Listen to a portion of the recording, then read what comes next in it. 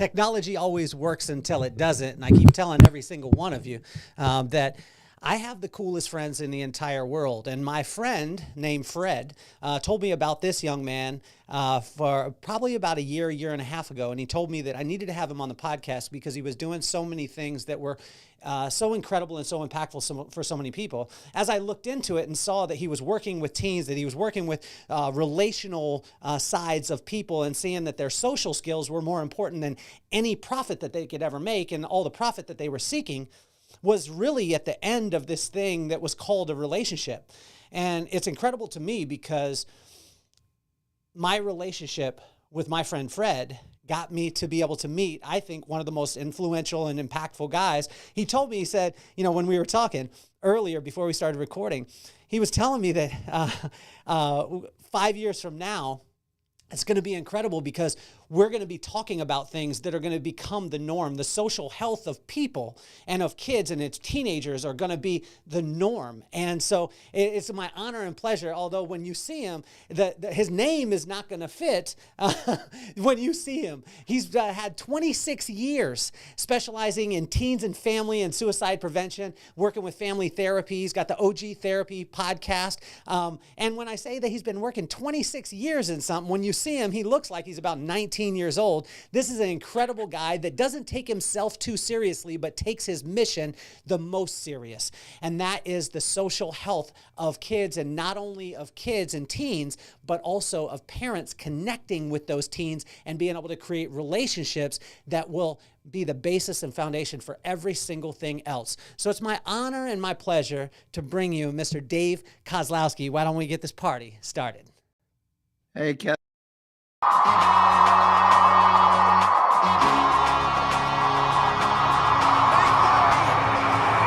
Nothing more on my mind. I got two shines, so every day I grind. Work in the morning, work in the evening. We's achieving, cause we believing. It's for certain, we put the work in.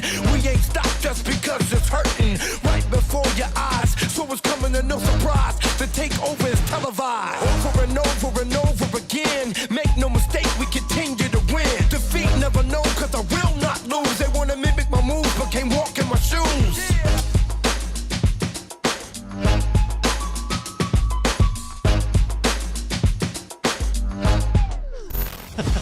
Over 1 million downloads, a TEDx talk, the creator of the first social health curriculum at Harriman High School. David, welcome to the show, man. How do all those things connect? I have no idea. I definitely didn't when I was a kid. I wasn't like, hey, I want to grow up and talk about feelings and relationships for a living.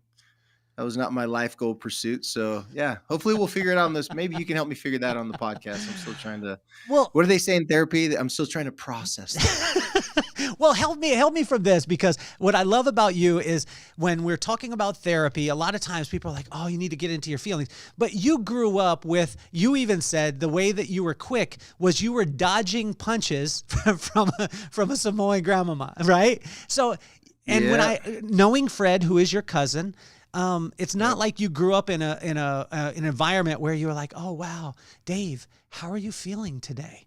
How have you been able to make that a reality? Because what I've seen through your work, which I think is so incredible, is you've actually brought a reality, and as opposed to a theory, to this type of social health. Yeah. When most people that were raised in the 70s and 80s, obviously it was a different generation. All of us Gen Xers. Our parents usually didn't know where we're at because there's no way of tracking us. My daughter, it's interesting, maybe your daughter too, but my daughter got really into Stranger Things, and I started watching it with her, and they have this nostalgia of like the 80s. And she was like, Dad, was it really that cool? And I was like, yeah, honey, it actually really was that cool. It was just kind of adventurous. You never knew what was going to happen when you jumped on your bike. And I think in my own personality, and I would assume you'd agree with this, Kelly, and whenever you do something long enough, there's this business thing that's called depth before width. And when you really go deep down inside of something, I believe your personality affects what you're doing because it's a part of your everyday life. And so you see it through your own life experience. So yeah, having to dodge punches from a very loving Samoan grandmother. She definitely believed in the laying on of hands instead of grounding you.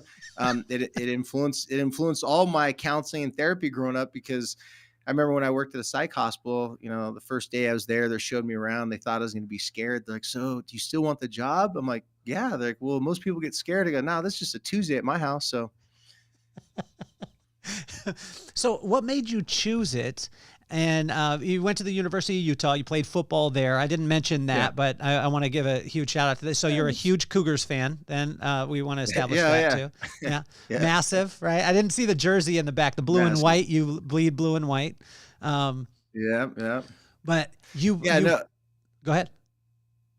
oh, I was just gonna say about how I got into it. Basically, Yeah. how I got jump started. So, I was actually committed to go to BYU out of high school, and then or like after my senior year, and then I changed last minute right for a signing date to the University of Utah because of a relationship. The coach there was so cool, and one of my close friends, a year older than me at Utah or at Carlsbad, he was the kicker at Carlsbad. He's a year older than me. He gets a full ride scholarship to the University of Utah. I didn't know anything about the University of Utah except they're red, called the Utes in Salt Lake City. I was already either going to go to Arizona State or to BYU, and one thing led to another. The coach at Utah, through my friend, hit me up.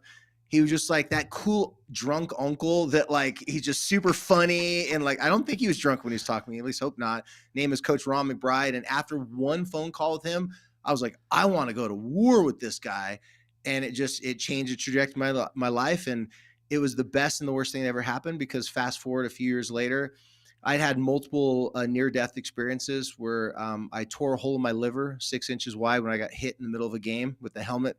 Back then, you're allowed to spear people and you didn't get kicked out of the game. And so I got speared in the gut, tore a hole in my liver. I was in the hospital. I was in intensive care unit for a couple weeks, hospital for like a month, almost died. But in my college career, I had 7 different concussions in a 2-year period. Then I got an 8th one going snowboarding. And then after I went snowboarding, I got the concussion. Well, I didn't know this, but I got up on my snowboard. Some of you have had concussions before. It's called being out cold on your feet, where you're like a zombie going around. And then I got on the slope again. Don't remember any of this. Hit my head again on the second run, and then got life flight at the University of Utah. I was in a coma for like a day and a half. When I woke up, they did CAT scans. They said, "Hey, man, you got a bunch of unhealed concussions on your brain." I developed a speech impediment. And then one thing led to another. Me and my fiance broke up, and this is not the funny part of it, but I had a very serious suicide attempt. Oh. So it turns out we did not know this back then, but we definitely know this now from Junior Seau, the jersey behind me. It's a memorial jersey for Junior Seau. And we learned this now, that head traumas can create and do create a lot of mental and emotional instability. In fact, guys that have CTE, which most people know what that is, it's a brain injury problem, a brain disease. Every single one of them, if you see a pro football player get a bad concussion, he's stumbling around, the first thing they do is take his helmet, because he will not let go of it. And unfortunately, when you see a pro football player's helmet getting taken, they usually are crying and emotional. You never see a pro football player crying in tears on the field unless they just lost. The reason why this is because brain traumas can create some serious mental, emotional instability, which can also lead to things like depression and suicide. Unfortunately, that's what happened to me, but something good came from it. After going to see a lot of therapists, and they told me I can never play football again, I decided to get in the psychology world. So that's how I got here.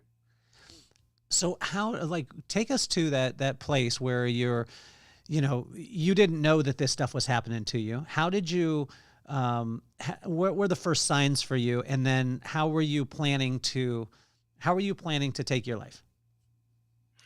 So what happened was, I think a lot of people can relate to, and this goes along with the bigger picture of social health. We're only as happy as our relationships, and we're only sick as our secrets. So for me, nobody knew except for my best friend, Tommy. Nobody knew that I was adopted. It was not something I talked about. It was not something I shared with people. And I was adopted by my Samoan grandmother. So I was raised with my family, but biologically, they were my uncles and aunts, and they're a lot older than me. So everybody in my hometown, everybody knew everybody in my hometown, because all my siblings had full ride D1 scholarships for different sports. My sisters were badasses. Like even they could beat me up, right? I was just the runt of the litter, just this little kid that was like, I was an abandoned child. But because we're broke and poor, we didn't have anything. But since I was the new broken puppy, I was spoiled. So I was the spoiled adopted kid with no money. It was really weird. And so my older siblings hated me that I got like 2 pairs of shoes. They never had 2 pairs of shoes, right? So what happened was I'm going through all this time, just hiding all this stuff my whole entire life, feeling that I didn't belong. I didn't fit in the family. I looked different. Everybody, just some deep insecurities. And anyone listening to this that's been adopted, you just kind of know, it's not your family, right? And nobody knew. And then when I got to college, one thing led to another. And turns out that when your mom chooses drugs and alcohol and has mental health issues and does not choose to raise you, and your grandma takes you from the state custody, it can create this thing called, starts with an M, mommy issues. And the thing with mommy issues is when you don't realize you have them until you start dating girls. Oh. And so I had a fiance in college, and beautiful supermodel from Switzerland, spoke 7 languages, cursed me out in every one of them. And apparently I liked that. And so one thing led to another, and I kept on having these concussions, and I was so mentally, emotionally unstable. Every fight we'd get into, I'd break down crying. And she's looking at me. At the time of my life, I was like the most fit, athletic I've ever been, but yet I'm bawling like a baby. So she must have been really confused. Like, what is wrong with this guy? And so, and so we ended up going through a breakup, and we were living together. And unfortunately, at that time, they told me because of my concussions, I could never play football again. And I started abusing drugs and alcohol, and I was just not in a good place. And she and I just were going through our breakup. One thing led to another. And, and I'm thankful that I'm familiar with these voices now, but sometimes voices come inside your head and they tell you things that can inspire you and change your life. And it's like a muse. And sometimes voices come in your head and they tell you things as if it's coming from deep inside of you, when it's really not deep inside of you. It's something else trying to make you believe that you're not loved, that you're not great, or that you couldn't make other people's lives better. And so I got some really dark thoughts that came in my head. And of course, doing drugs and alcohol obviously helped those thoughts and, ramp those up quite a bit. And one thing led to another. And in a very serious, vulnerable moment, I decided to take my life, and I felt everyone would be happier because of it, because at this time they told me I couldn't play football anymore. And something I failed to mention is that my 2 older brothers were biological uncles. They had long NFL careers, one for the Miami Dolphins for I think 8 or 9 years, and my brother for the Bears for 7, 8 years.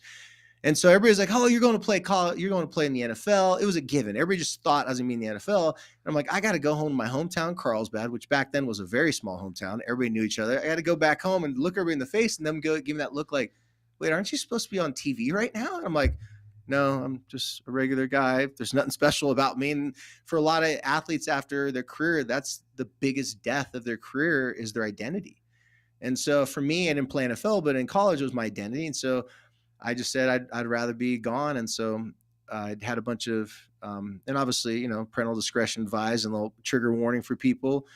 I chose to take all the pain medication that was given from multiple surgeries because I blew my knee out. I had shoulder surgery, and I decided to put them all together. And I took enough to kill a horse. And I was lucky that my neighbor heard me collapse and knock over a bookshelf.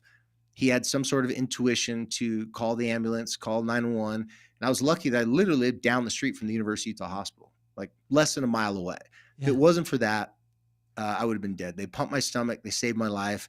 And I'll say one last part of the story because I think it's a good segue into my future career. And I got to give a shout out to my head coach, Coach Ron McBride. The guy's a legend out here in Utah because he was a relationship guy. He got me and other guys that were supposed to go to bigger schools to go to Utah just because he had that charisma. Well, what happened was I wake up, and now mind you, I thought I was going to be dead. I didn't expect to be alive. So I'm starting to come out of this coma, and I'm looking around, and I see the clock say like 4:04 in the morning. You remember weird details. And I look and see my head coach there, and I know he lived like 30 minutes away. And I'm like, oh my gosh, he's going to kill me. Like, he had to come here at 4 a.m. in the morning. He has no idea what's going on. This is in the 90s, so no one talked about suicide. The doctors didn't even know what to tell him. So, but what happened next really changed my life. And what I'm about to say right now, please, you can laugh at it. Your audience can laugh at it. At the time, it wasn't funny, but you can laugh at it now. So what happened was he walked over to me and looked at me, and I looked him in the eyes, and I couldn't make eye contact with him. And what he said to me changed my life. But right before he said it, I remember looking at him, looking at the clock and going, oh my gosh, I can't make my fiance happy. I can't play in the NFL. I'm an embarrassment to my family. I suck at everything. I'm failing my classes. And he's like, and I go, and I can't even kill myself, right? I suck at suicide. I was just like, what the hell is wrong? I'm not even good at that. And it was just that's how devastated I was. And I'm like, I can't even kill myself properly. So in my mind, I was like, I'm the biggest loser in the world. Like, how stupid do you have to be? And he walked up to me and he looked at me and he just kind of looked around, made sure no one was paying attention. He looked at me and goes, hey man, I don't know what's going on. I don't know what happened. All I know is this is not who you are. It's just what you're going through. He goes, it's not who you are. It's just what you're going through. He goes, you don't have to go through this alone, Kaz. Will you please get some help? And I just put my head down and he goes, and I love you, man. And right when he said, I love you, just tears. Have you had the tears with the snot coming out? Like you can't breathe. And out of nowhere. And I just started, and he goes, will you get some help? I go, yes, coach. I go, I will get some help. Like, I never told you, but I'm adopted. My mom was a drug addict. And he was like, wait, what? It's just like, whoa, time out. He's like, I'm glad you're talking about, but that's a lot. I have no idea what you're talking about. I said, wait, you're adopted? He said, who's this woman I've been calling your mom? And he was just like, whoa, you got a lot of secrets, young man. I go, yeah, I got a lot of painful hurt and secrets. And at the time I thought I was unique. I didn't know that everybody else on my team growing, like I talk to them now as grown men. We're like, you were going through that? Like, we're like, why didn't we hug each other and help each other? We just didn't know. Nobody was talking about their personal stuff. And so that really boosted my career. And that statement that he said really changed my life, because I saw suicide prevention in a totally different way after he made that statement. Because if he would have came up to me and said, what the hell's wrong with you? Like, why are you trying to kill yourself, you idiot? Like, what? Like, don't you know you'd hurt your family? You'd hurt these people? That's so selfish. If he would have came at me like that, I'll be honest with you, Kelly, I wasn't sure if I wasn't going to try again. Wow. It was still up for grabs. I'm like, okay, maybe I need to pull a hammer this time. Maybe I need to do something different. And because he said that, I went from, should I try again, to like, what is wrong with me? What I'm doing? I need to get help and I need to talk to other people. Then the next 6 months, it was like a drug addict going through 12 steps. I'm calling everyone and apologizing to them. I'm sorry for saying this. And my friends were like, whoa, dude, you're like talking now. You're like normal. I wasn't as like arrogant and cocky, and I wasn't like being so sarcastic to my friends. I was being really sensitive about their feelings. All my friends, like, we don't know what happened to you. I'm telling everybody I'm going to therapy. And they were like me. They're like, what's therapy? I thought therapy was physical therapy. I literally went to my first therapist thinking, I'm like, how's he going to help me with my mommy issues? Is he going to ice them? Like, I didn't know what was going on. They go, no, this is a psychologist. I'm like, oh crap. I'm like, uh-oh, trap. So I'll shut up now for a second. So no, and I love it, man. Tell me more about the power of encouragement. Well, I think it's pretty safe to say that, well, let me use a little psychology background to help people understand this a little bit better. In someone's brain, so we weren't designed by accident, right? Like, there's certain functions about us that are very specific to our survival and our just overall day-to-day happiness and wanting to live. Well, one of those things is inside of our brain, we have this thing called mirroring neurons. What mirroring neurons are, basically the easiest way to describe it to people is that you need other people to know who you are. You literally have no idea who you are, what you're worth, what your value, if you don't know what you have that can make other people's lives better, more manageable, because life is hard. Life is really, really hard. So what we use these mirroring neurons for is, like, if I'm around you, Kelly, and you're in a bad mood, really grumpy, and I said something to you last night that you didn't laugh at a joke I said, I may be around you. Hey man, like, are we all good? Like, you mad? Like, I was just joking what I said last night. And you could look at me and be like, what are you talking about? I'm like, well, you just seem like you're pissed off. You're like, no, I didn't go to my normal taco shop and I had a bad burrito. My stomach hurts. I'm like, oh, okay. His stomach hurts. It looks like you're pissed off, but you're pissed off because your carne asada sucked, right? You're not pissed off because I said anything to you. So the mirroring neurons, your body language, which specifically your facial expressions, or 55% of your body language and your facial expressions were telling me something was off with you. And it mirrored back to me that something was wrong with me because I was feeling insecure about myself that day. Had nothing to do with me, had nothing to do with you. So in that part of thing with, like, you talking about acceptance, right? When someone looks at you and they bear testimony in your eyes, pointing at you, it's almost like if there's a video camera, it would look like they're pissed off and angry at you. But what they're telling you is like, I see who you are. You're not what you think you are. You're better than this. Yeah. You know, you screwed up. You know, you made a mistake. Now go make up for it. Like, okay, I got it, coach. I got it, teacher, whoever your mentor is, whoever it is. There's a certain way to speak at someone that you're telling them that you're not focused on what they've done. You're focused on who they can become. Your problem, you're starving the problem and you're feeding the solution. So in psychiatric hospitals, the first day on the job, they said, all right, when someone's suicidal, which they're all suicidal. That's why they're there, right? Yeah. And so if someone's suicidal, you're supposed to ask all these questions. And I remember learning this in school, and I remember learning this at the psych hospital. I'm like, if my coach would have came up and said, why'd you try to kill yourself? Like, look at my facial expressions. What? Like, that would have made me feel like the biggest idiot in the world, because his body language says, he didn't say like that he was caring. He's saying, what the hell's wrong with you? Yeah. Like, why aren't you tough enough to handle this? You don't need to be kicked when you're down. But by him saying, this is not who you are, this is simply what you're going through, and you don't have to go through it alone. I was like, I'm not broken. I was like, I just assumed if I was transparent, it would be my death. Well, and that's where a lot of people talk about shame. And that's why as a mental health professional, I realized like, no. Shame wants you to not talk about it, because insecurities can grow if it's just between you and you. If you don't have anyone to vet out your horrible thoughts, if you don't have anyone to vet out your bad ideas, if you don't have a good friend to be like, dude, you're tripping, shut the hell up. Like, if you don't have that in your life, then you will double down, because it's 1 degree of processing. If you talk to yourself about something, that's 1 degree of processing. If you talk out loud your thoughts and feelings, that's 2 degrees of processing. If you talk to a person that gives you feedback because you trust that person, you know, the second one is like a friend who just listens, and you're like, great conversation. They're like, sweet, but they didn't say anything. They're just a sounding board. The third one is like a mentor, a coach, someone that actually is a real OG that understands you well enough that they're not trying to fix you. They're just going to let you get it all out. And then they'll make 2 or 3 statements that just blow your mind. You're like, oh my gosh, I didn't even think of that. I was too close to the trees to see the forest.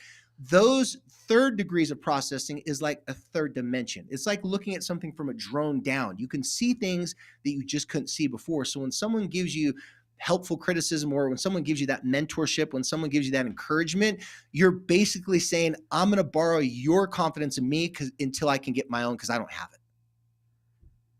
So Dave, one of the things that I think is the coolest is, well, let me preface it this way. There's a lot of times where a person will go through something like what you did, and then they'll go and they'll, seek a solution. They'll become a master, kind of, what you are, but then they only stick in that master side and they don't reach back. And I love the fact that you named your podcast the OG Therapy Podcast.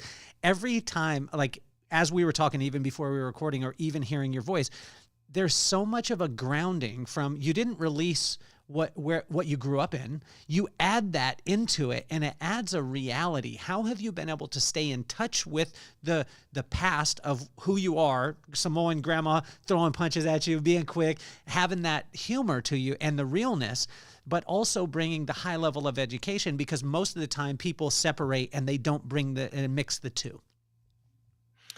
I had one, by the way, thanks. Great question. No one's ever asked me that before. I had one experience early in my career that was the defining point. And if I didn't make this decision, I wouldn't be talking to you. I wouldn't have figured any of this stuff out that I figured out was about social health. And what that was so my first job that I was offered, it was in November, December 1998. And basically what it was is my Samoan cousin was working at a boys group home in Vista. Now, you're very familiar with Vista. A lot of my people will be listening to this. They won't know Vista. There's North Hollywood Street in Vista, which goes right through the barrio, right? I mean, it's... Can you explain to a person that is... Okay, because there's people who listen on Apple. There's people who listen on Spotify. Yeah. And Spotify, you can see Dave and you see how handsome he is. I don't want my wife to watch this. I just want her to listen. But and if you have a wife, don't have her watch this podcast. Have her listen, because Dave's a handsome dude. And he looks super young. But for the people listening, just the audio part, explain Vista. Vista, so this is very interesting because it borders Oceanside in California. I mean, Oceanside, Carlsbad, and Escondido, and San Marcos, right? So Vista is very interesting. A lot of my friends went to high school there, Vista Panthers, and Vista is very interesting because you have such, I believe it's like a third, or a quarter.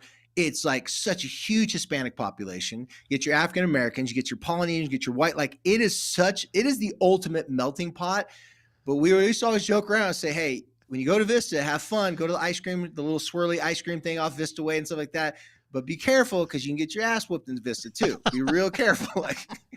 Like you go around the wrong corner. Okay, those are the big Polynesian, Samoans. You don't want to mess up. Okay, go over here. It's like, okay, Vista homeboys. You don't want to go over here. So it was a very dangerous area where they put this group home. Like very dangerous. Like, I mean, we heard gunshots and stuff. And so what happened was I get there and they said, okay, we're going to pay you $8.50 an hour because you have a college degree. So we're going to pay you $8.50 instead of $8. I'm like, sweet. I scored, hit the jackpot, right? No joke. I'm like going, are you freaking kidding me?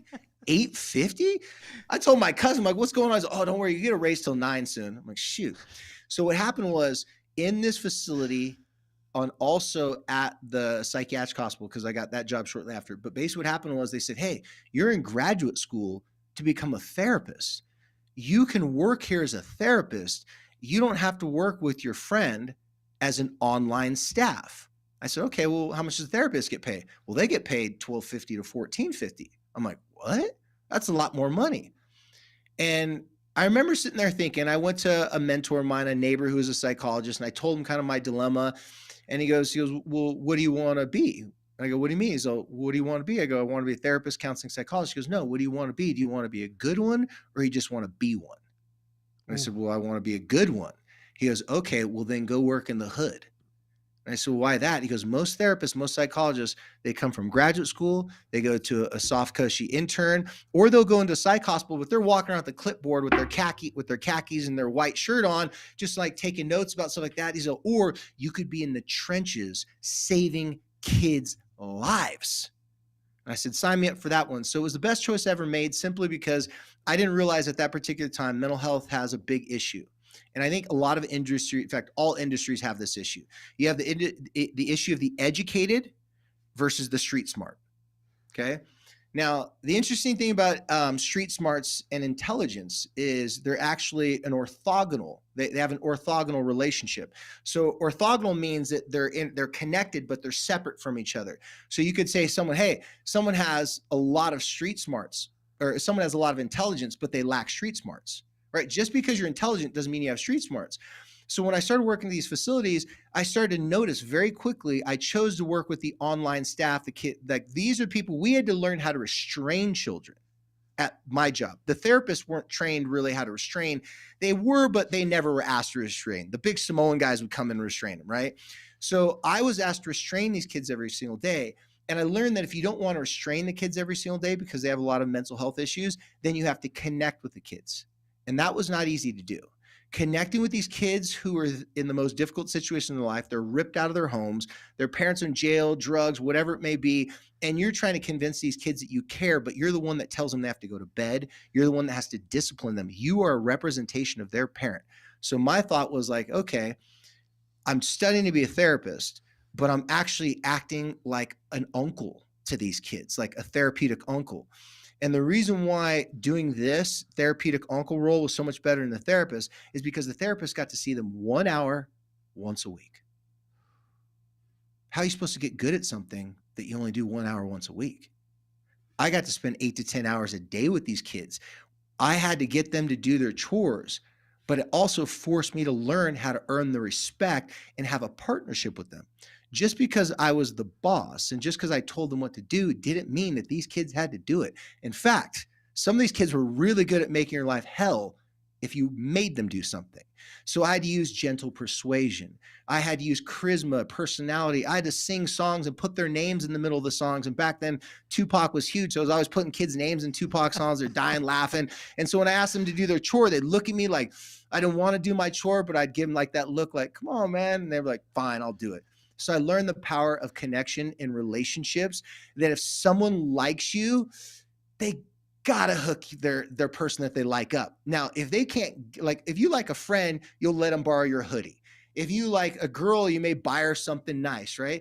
But if you like an adult and he's respected you or she's respected you, what could you give them as a gift in return? Respect. take them serious. So that's how I learned how that I chose that particular time. If you want to be great at something, you have to know all aspects of it. I had to be the janitor, I had to be the secretary, I had to do all those things. So now when I have a cushy office, like this is the easiest job I've ever had in my life. Like just sit around and talk to kids in a controlled environment. So I believe that was the biggest choice I ever made in my career, to be broke, to be poor, to not go after the money. And that comes down to it. Like, if I want to be really great at something, I had to believe that I could get great and the money would come someday. I just didn't know it'd be 26 years later. Do me a favor. It's a two-part question. Yeah. Well, I'm going to ask you to explain something, because I when you're in a culture, it becomes your reality. Yeah. And when you live and you grow up in a specific culture, you almost think that the world works that way too. And it's shocking when you go out and you see that it's, not everybody dodges a punch. For us, we had a Mexican grandma that was 2 feet tall, but could whoop anybody's butt, but she would be coming at you with a lot of frying pans, spoons, things like that. In our life, that was normal. Yeah. Paint the picture of what it's like. And I want some examples too of what it's like to grow up in a Samoan family and culture.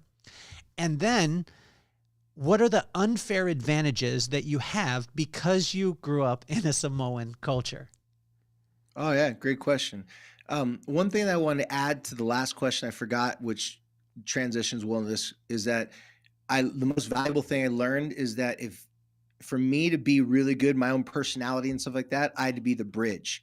And so this goes to the culture, meaning like I was the people who I hung out in my day-to-day life were the online staff in these tough places. So the best therapists at all these places, and I failed to mention this, the best therapists were never the therapists. In fact, the worst therapists were the mental health professionals. Like they were by far the worst. And this was very sad to me because they didn't have life experience. I would get people that were therapists that I worked with, and because they knew I was going to school therapy, they would talk to me about how much they're frustrated with the online staff because the online staff thought they knew everything. Well, the online staff were the ones that when the kids were suicidal, they would go talk to the online staff, not the therapist. And so the therapists were angry. And then the online staff, they were mad because the therapist had the final decision in these kids' lives and they didn't have the ability to make decisions even though they knew the kids well. So going back to your question, that gave me a very interesting thing. I was the first person in my family to graduate with a college degree and the first person to graduate with a graduate degree as well. So being raised in a very Fa'a Samoa influence. So Fa'a Samoa is the Samoan phrase for their culture. Fa'a Samoa means all is one. It translates to all is one. It's not what it directly means, but what it means in their philosophy is there's no one person more important than anyone else. So I never see myself like when I go to visit my family at a family reunion in Hawaii, and all the Polynesians out there listening to this or people from Hawaii will laugh at this. When I got there, the first thing I did, as soon as I got to the North Shore, because all my family lived in the North Shore, which is not the expensive, nice parts. As soon as I got there, I'd look down, I'm like, oh my gosh, these board shorts are too new. So I rubbed dirt on them. I ripped a hole in my board shorts and made them look older. Because if I didn't make them look older, I'd get messed with by my cousins and other local kids for being, oh, you think you better than us, bro. Oh, you think you badass, right? Like they think you never wanted to be above anyone. If you're above anyone, that was death. To try to be an influencer in that culture meant, oh, what, you think you're better than us? That was the last thing that you wanted to do. So when I was coming up in my profession, I'm like, I never wanted any of the people I worked with to feel like I had power over them. And I never wanted the kids to feel like I was wielding like some sort of unrighteous dominion over them because I had control of their life. I wanted to take the longer route to develop a long, close connection with them so that when they were suicidal, when the brownies really did hit the fan, I could just say a couple simple words and I didn't have to ask stupid questions. So here's what I learned growing up between those two cultures. In the Samoan culture, specifically, I was more influenced by the Samoan and Hawaiian culture. My grandmother's from Hawaii, but she's Samoan Hawaiian. In that culture, eye contact is a sign of disrespect. If you stare at someone in the eyes, just go to certain areas and stare someone in the eyes. And a buddy of mine, he got punched surfing out in the North Shore of Hawaii. He comes back from the trip. He's like, you're Polynesian. Tell me what happened. I go, all right, tell me what happened. I went out there. I took a wave. The guy said I cut him off. And I looked at him, he started saying some stuff I couldn't understand. And he looked at me, he goes, what? And he looked at me like, what? And I said, what? And then he punched me. I was like, oh, you don't understand what happened. I go, what he did is he goes, do you want to fight? And you said, yes.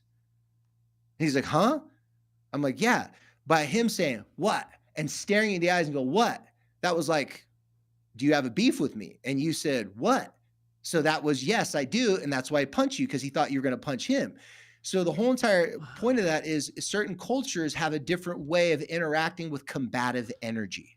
Yes. Right. So when I was in these facilities, I'm like, I grew up with the Hispanic culture, so I knew it pretty well.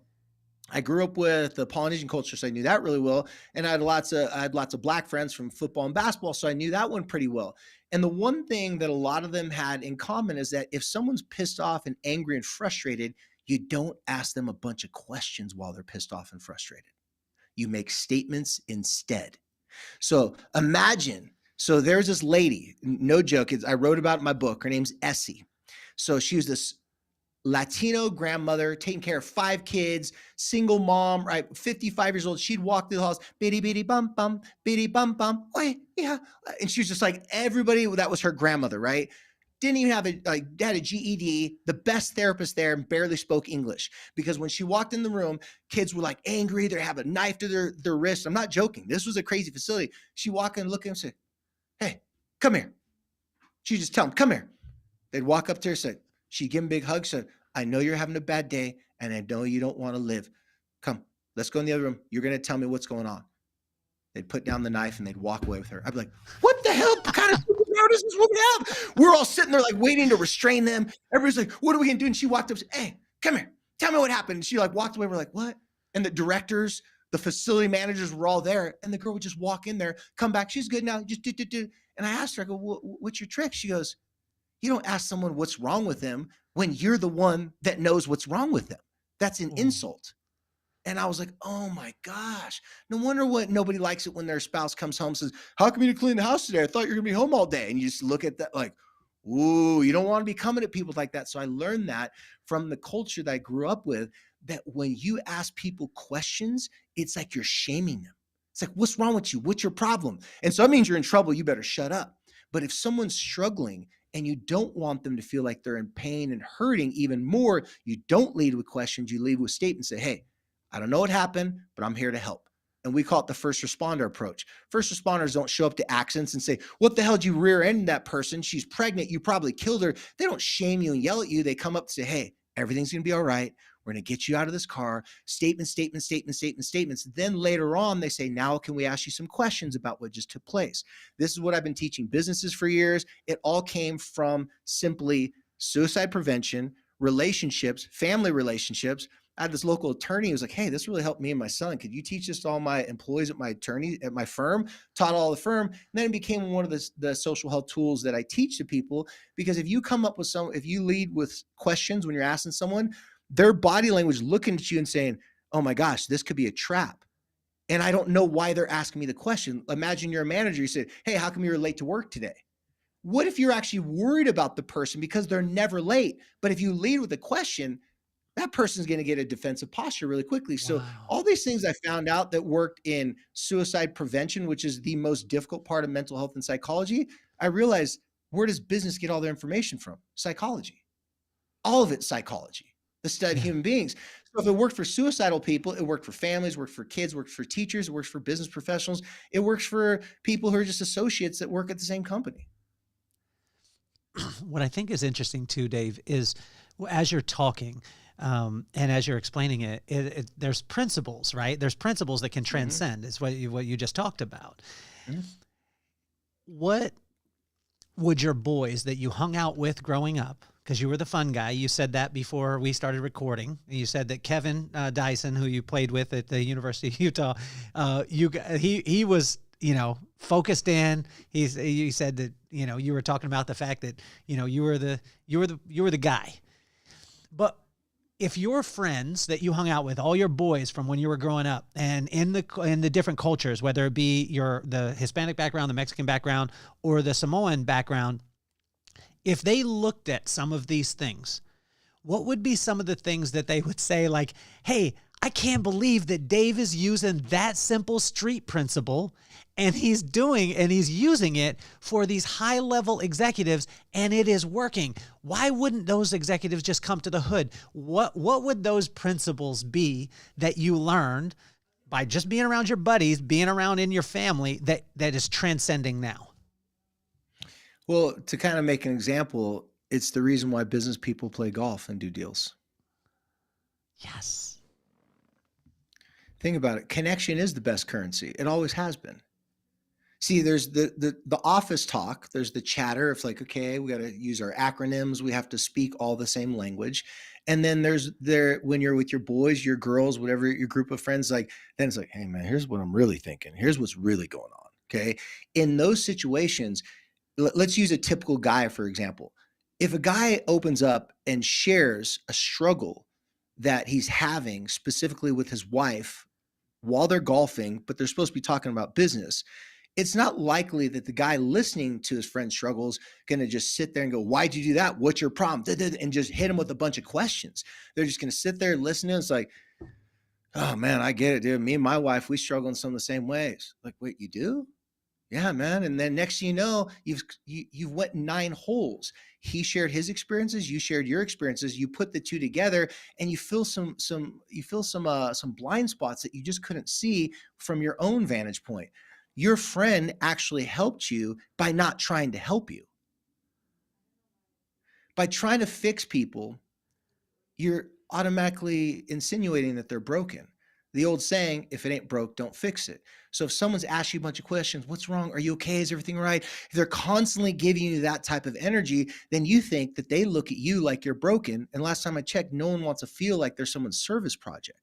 So if you want to motivate people and you want them to see what they're capable of, it's very important that you take a friendly approach, not an authoritative approach, not an approach where you have the information. Because if you open up to a friend or a business partner, and people open up to their business partners all the time because they just spend so much time around them. If you open up to a business partner or a business associate and you tell that person some really deep personal stuff that you got going on in your life, that means you trust that person. And if that person says, okay, I didn't know we were going to play golf like this today. Apparently we're getting vulnerable. And then they share something vulnerable from their side. It goes this old saying, you got to be vulnerable to even be available to have a connection. But 2 people have to do it and someone's got to go first. So when you make a statement to someone as an apology, it's a more vulnerable apology. It sounds like this. Hey, what I did was wrong. It's unacceptable. If you don't want to do business with me again because what I did, I don't blame you. However, I do hope that because our relationship has gone a long time, you'll trust that I didn't mean anything nefarious by that. It was a total mistake. And hopefully you'll give me a second chance. That's it. But if you go in there and say, hey, listen, I didn't mean to do that, but like, I'm not the only one screwed up before. Tom screwed up. This person screwed up. It's not all my fault. That's actually called a questioning statement. So a questioning statement goes like this. Everyone else has to take responsibility because I don't feel like I'm strong enough to take responsibility for whatever this is. And I feel like this is gonna expose me to the world of having insecurities. Not realizing with our friends, like when you play sports teams, it's like there's another play. You better get over it, man. Like, I'm sorry, my bad, move on. No one wants to hear someone's 30 excuses and all these explanations. When you see someone say, it's my bad, I take complete responsibility, you don't have to forgive me, but I hope you do. You look at that person, man, woman, or whoever they are, you're like, respect. I don't need a perfect partner. I don't need a perfect business partner, a perfect spouse, or a perfect friend. I need a real one. Plain and simple. So with these relationships, it was incredible in looking at what you're doing, Dave, because I believe, when you said the statement in 5 years, this is gonna be the norm as far as people understanding how important the social, your social health is. And what I told you before was, I have the same friend since I was in 4th, 5th grade, which is so amazing. The reason why you and I met is because of Fred, who's a cousin of yours, a very good friend of mine. My daughter and his daughter are best friends. Yeah. Can you talk to the importance of that? Because a lot of times people are freaked out when I tell them my best friends that I still hang out with to this day, to this day, fourth, fifth, sixth grade, and we all still get together, and they're like, I don't keep in touch with anyone, from any sort of age. How important is it in to be able to foster those relationships and maintain them as you move forward? Very important. And for all you parents out there, I'm not going to tell you what to do, but I'm going to ask you to consider something. I'm going to give you a suggestion. Okay. My suggestion is try to find something different to say to your kids than this when they're coming up through school. And this is the saying that I just suggest you don't say. Don't worry about these friends. They're not going to matter anyways. You're not going to talk to them after high school. You won't spend any time with them. A lot of parents, unfortunately, say that out of frustration because they see their kids putting so much of their day-to-day time and effort into these relationships. And I have to tell these people, because I'm a high school teacher, therapist, I understand the importance of education, all these things. But I tell these kids, I tell everyone, anyone that will listen, the most important thing at school has never been schoolwork, and it never will be. It's relationships. 100%. I teach social health at a high school. These kids don't even know the kids' names in their own classrooms, and they spend the whole entire year with each other. There's so many kids are sitting alone. They're feeling marginalized, ostracized. Find me a school shooter that had friends. The answer is they do not exist. Nobody in the cheerleading squad, nobody, that's got a group of friends in the drama club. None of those kids are trying to harm their school because they may harm a friend. Every single psychological autopsy that's been done by a school shooter, all of them were completely estranged, and they said they all had mental health issues. But what preceded the mental health issues, I guarantee you, in every single one of those cases, because it happens with every person I've ever met that had extreme mental health problems, what always precedes is broken, hurtful, sometimes traumatic relationships in their life. You don't just wake up and become suicidal one day. You wake up, you evaluate your life day after day, and when you feel like you don't offer anything to anyone else's life, no one's life is better because you're in it, that's when your brain starts to prepare to die.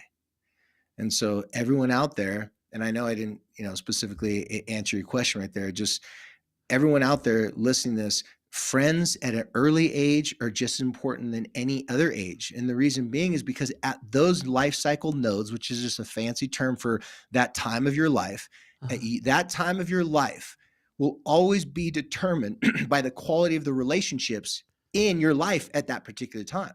Find me any sports team from Little League football to the NFL that you'll hear them say, we had a great chemistry on this team and they were horrible. That never happens. If there's a great chemistry, they're either going to win more games than they should have, or they could become a championship team because of said chemistry. Right? No one says chemistry is horrible in any situation. Chemistry is always the juice. It's always how you get in the zone. You got to have other people who are also in the zone simultaneously. So kindergarten through sixth grade, we don't have a social health curriculum right now, but that's the next evolution of it. Right now, we're focusing middle school to high school. But basically what social health is, the best way to describe it is social PE. Wow. So you play kickball before you get into middle school and do actual measured types of workouts like miles and stuff. Why do you play kickball? Why do you play dodgeball? Why do you play these little games? Well, because games is what's called experiential. When you're having experiences with people, you're learning without studying. Come to find out, Dr. Matthew Lieberman, and this is who I got all my research about. He wasn't talking specifically about social health. He's a Harvard-trained psychologist at UCLA. He wasn't saying specifically social health, but in a social laboratory, he was testing social psychology with people. And what he found out is that when you have feelings of pain for a friend going through something, it is not a design flaw, it's a superpower. Because if you didn't feel pain for another human being, you wouldn't come to their rescue. And if you didn't come to their rescue, why the hell would they help you when you're going through your pain 6-7 months from now? The people who have better, more fortified relationships live on average 8 to 15 years longer. And one study that blew me away, it was a study done by nurses, and I believe it was in the UK. The study showed that all these nurses, they had thousands of them, unfortunately, that all were diagnosed with breast cancer. They said the nurses, there was a group of nurses that had a 64% more likelihood of overcoming said breast cancer. And it was all because one determining factor, because they had 2 to 3 friends to go to lunch with. They interviewed the friends, and the women that had cancer said, I can't die. My friends won't let me. I have to fight this. I have to go to chemo for the third time.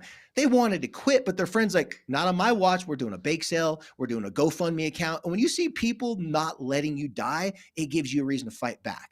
That's the same thing with your friends from third grade to fourth grade, from seventh grade to ninth grade. If you're getting bullied at school and your friend's like, dude, forget that bully. We're going to go play Dungeons and Dragons. We're going to do our fun, nerdy stuff. You're just like us. You're not a weird outcast. You're one of us. All of a sudden the bully just doesn't have that much power anymore.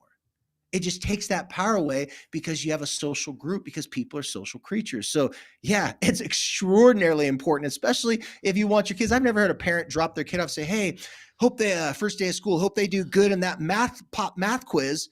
No, they're saying, I hope they make friends. I hope they like their teacher. I hope they don't get bullied. And sometimes I hope they don't bully someone, right? Like you want your kids to make connections more than anything else, because connections and relationships at school is a greater determining factor of their overall success than their math grade, plain and simple. So help us with this too, because there's going to be the person that says, hey, Dave, this sounds really good. The feeling part of it, connecting with people, all these things. But I've got to teach my kids to win.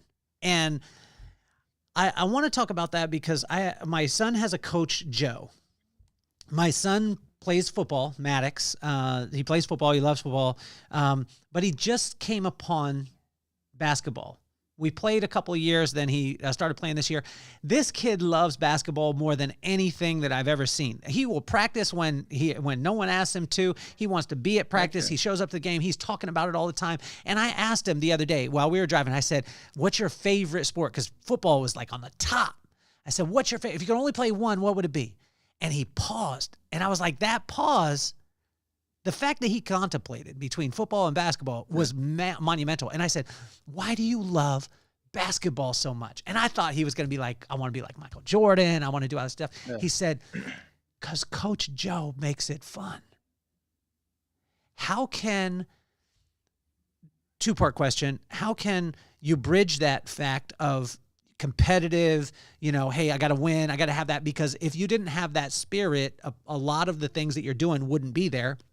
But also to the parents and to the coaches, how can they make things fun for the kids? Like this magic that Joe has, I don't understand it.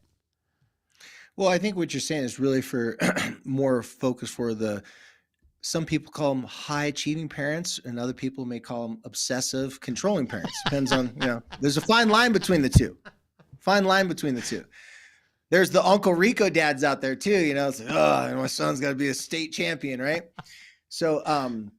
So yeah, you definitely have, I'm going to speak more to those type of parents that know behind closed doors, they know they're a little aggro. They know they're a little intense, right? Okay. For those parents specifically that want to win, I just want to tell them what my philosophy and my motto when I'm working with, if it's a family with a suicidal kid, whether it's a company, regardless, I would say when you're at a fork in the road and you literally don't know if you should make a choice left or a choice right, I always say you should always err on the side of the relationship. The reason being is because I heard a quote a long time ago, and it just came up on a podcast a couple months ago, Jordan Peterson. So maybe people are saying this quote more often now, but the quote says, the best place to store your wealth is in your reputation. And what the quote really means, I'm sure most people can figure that out, but what the quote really means is that there's another saying that says your reputation precedes you. And in today's day and age, it's never been more apparent. Canceling wasn't even a thing until recently, right? So people didn't even know that you could get canceled for stuff you did 20 years ago. No one knew that that was on the firing menu. Most people thought you go to a job, they don't like your work, you can get fired. But no one knew that you could get fired for something that you said or did when you're a stupid kid, right? Or younger.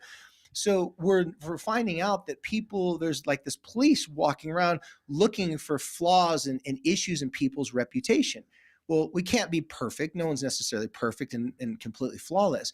But if moving forward, you teach your kids, and also in business or in your family, you put your reputation as the most priority, well, what's going to make people rub the wrong way is if you say, hey, listen, I could make $100,000 off this guy who I have a good relationship with. Or if I do the deal the way I originally said I was going to do it, I'm only going to make $50,000. This way we both win. But man, that $100,000, man, like I could really win. You choose the side of the relationship, then that guy will give you business in the future.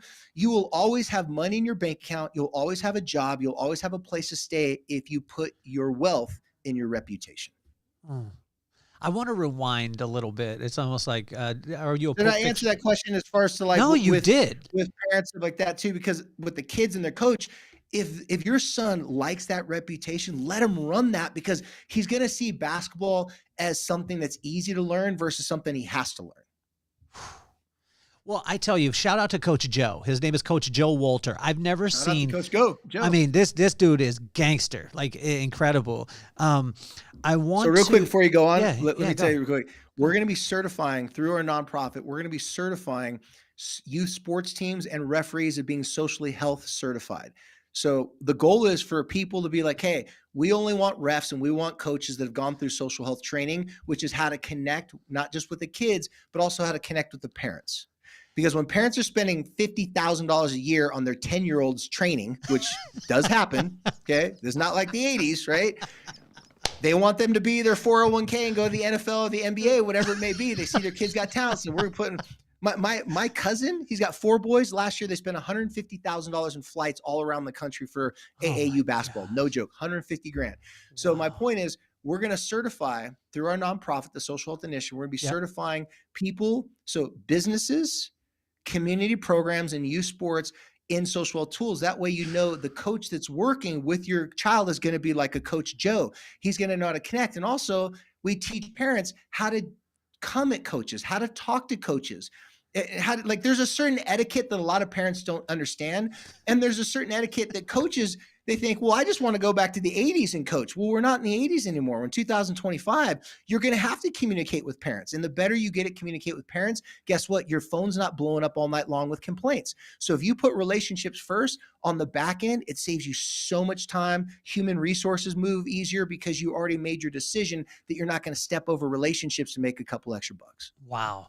Tell me this. Break it down this way. So if I'm a 4 or 5 year old, right?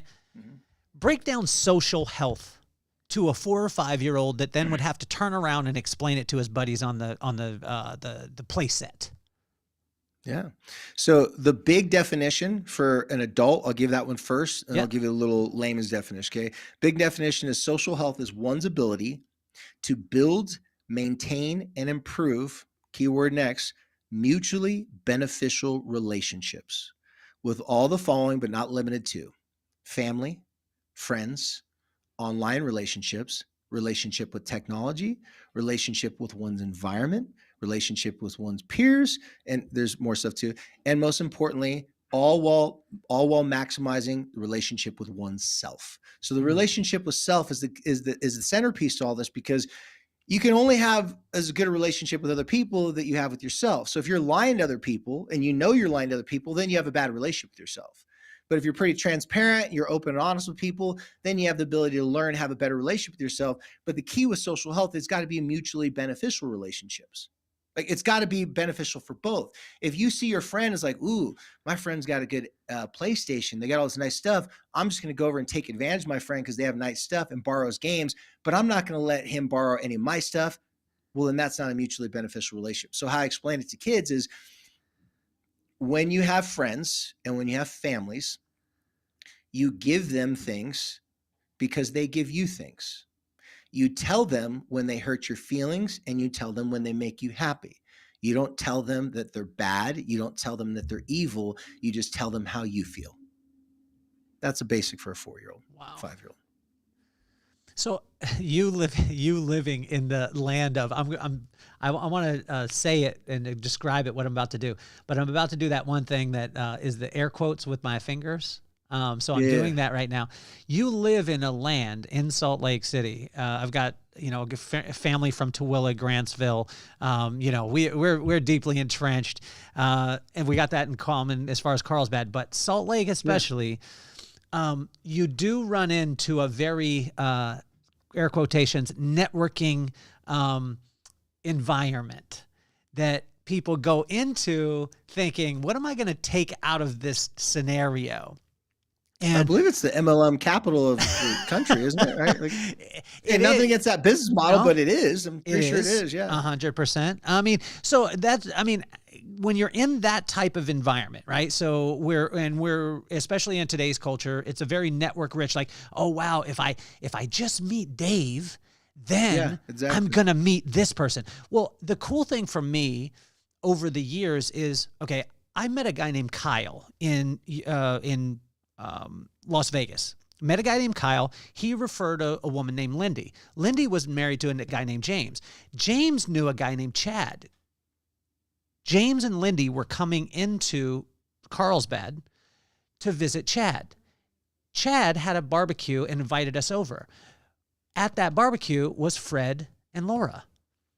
They brought their daughter, Corinne, who played pet shops with my daughter, McKenna, at 5 years old.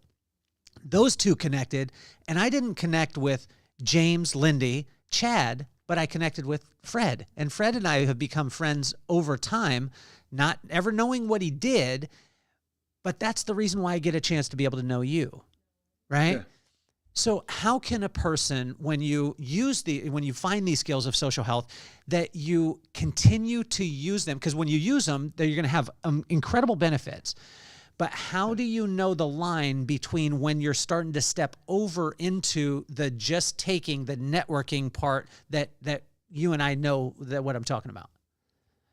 Well, I think most older people can trust their intuition because just like most people have had good jobs and bad jobs, Yeah. we've had good friends and bad friends, right? And good and bad, they're huge categories, but I think there's certain similarities.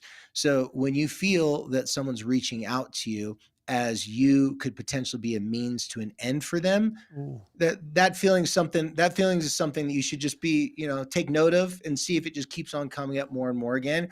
Because the best relationships, they're not a means to an end, they're a means to an experience. That's it. You don't know what that experience is going to be. For one friend, it's like, yeah, those are my surfing buddies. I don't ever talk about business with those guys, right? Over here is my old college football buddies. I don't talk to them about certain things with them. So when those people from those worlds want to come into a different world with you and they want to be able to take your relationship and take you to another place, for me personally, I'm always inviting. Like I had someone reach out to me a couple of weeks ago through a personal friend. I don't really know him well, but he and I met one night. We had a good connection and he reached out to me.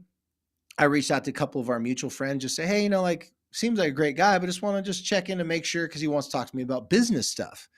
And so they all said, hey, we've never had anything nefarious with him, blah, blah, blah. He's hard worker, this and that. Great. So I have this conversation with them. And in this conversation, I'm looking for one thing the whole entire time. The one thing I'm looking for is not what I can get from him, is what he potentially might be trying to get from me. Oh. And so when I sensed that he actually had a really good thing, that he thought what I'm doing in social health would actually help this thing that just happens to be around youth through a nonprofit, then I was like, okay, I think this was a genuine, like, wow, this guy, meaning me, has a unique thing that he didn't hear about before. And he's trying to partner me up with some other people. Is there a business component, like according with an app connected to it? Yes. But the app wasn't really the big thing. It was the social health. And he's just trying to figure out how he can connect people. Okay. I didn't feel anything from that whatsoever, but I have felt the opposite before. When I feel people are instantly super excited to talk to me for a reason that I don't really have a reason to be excited to talk to them, I'm always a little apprehensive and cautious, but I don't judge them. When people are looking at me for something that they could use to help them a difficult life, that's totally fine because that's what I get paid for a living. So people are always like, hey, can I pay you to help my kid not literally take their life or to help us have a better relationship? So then I see it as like, oh, I have a job to do. When someone comes at me and says, hey, I want to hire you to come speak to our school or our business because I think this could help out some people, great, I have a job to do. But when they say, hey, could you possibly help me make a lot of money at something I'm passionate at that doesn't really benefit you? Then I just simply tell them using a social health tool. I make statements and I thank them. This is called, this is a very interesting thing that I teach my high school students how to use, but it's called connection before concern. I make a statement thanking them for the opportunity. Wow, I'm so impressed that they would actually even hit me up. And then depending upon the person's situation, then I just tell them, and I don't say but, I say, and right now, I just don't see how this works for me because X, Y, and Z. It's just not it's not mutually beneficial. And I use those words. It's not mutually beneficial. But hey, I'm still open to hear any ideas you have in the future. So if you have something you think will be mutually beneficial, because here's what I'm looking for, here's what you're looking for. This benefits more you than me. I just explain what I'm looking for, and it's not a good work, but hey, hit me up sometime in the future. Smile, give him a hug, a handshake, give him a fist bump through Zoom, whatever it may be, and let it go. I used to just try to make everybody happy, and I used to try to go, okay, maybe I could work with you. I've had to realize that social health also means keeping your battery charged. You have to be very careful not to extend yourself outside of your family and business with too many people. Most people know through a lot of research we've done with Native Americans. I forget the guy who came up with the number, but you can only have about 150 people in your life that you have intimate details about their life, and you're there for them and they're there for you. Then when you get to your 500, it's like more of a touch and go. Your 1,000, it's even more of a touch and go. And then you're just into acquaintances and people online. I want to rewind again to back to when you it's a rewind, but also as you move forward with it. Once you become socially healthy yourself, that next generation is really important, right? And so like a lot of Gen X, like yourself, like myself, we go through challenges, right? We grow up in this. It gives us an unfair advantage. We grow up, then we become parents. And when we become parents, we're looking to take every single pain point out of our kid's life that actually created great things in our life. Yeah. In your TEDx talk, you talked about 2 ways to be cautious of when you're parenting. Can you talk about, because when I was listening to it, I was mad at you because I was like, man, did he know what I've done in my life? Does he know what I do with my kid? Like, did he see me do these things and then created a talk around? Like, I felt you were just talking to me, man, and judging me huge, man. So help me with this. Yeah. So there's 2 things I talk about, which gets to the other things. So traditionally we've had very authoritarian type of parenting style, which I call shame-based parenting. It's nothing new. I didn't make it up, right? And then we have the reaction to that. So if you got the really heartless, typical hard-ass dad, they want a pound of flesh for every mistake you made, those types of dads. Well, then typically you're going to have a mom that's like, well, the dad does the same thing to her. So she's going to be like, well, as mean as he is, I'm going to counteract that and overdo the love for my kids. That's the coddler. So you get the shamer and the coddler. I suggest to parents that they take a different approach called the partnership approach. And when I tell parents you need a partner with your kids, sometimes parents will give me pushback. We're like, well, because I tell people to look at their family as it's a business. I call it the family business model. I'm not going to give all my therapeutic models, but basically the family business model basically says you want your kids to someday take over the family business. Why would they want to take over the family business if they didn't help build it? There's no way. They're gonna yard sell it, trash it, get rid of it, and say, you don't know what the hell you're talking about, old people. Today's a different age. But if they're a part of making key decisions of the family and they were intricate details that if they brought information, which is teenagers' job to families, in case you guys didn't know, they're supposed to bring crazy information or just stuff from the world, bring it to the family to give the family new information and insight, what could be on the horizon. The families that are more accepting and understanding to the approach and don't just dismiss everything that their kids say, they evolve faster. And just like families or just like businesses, if you don't evolve, you die.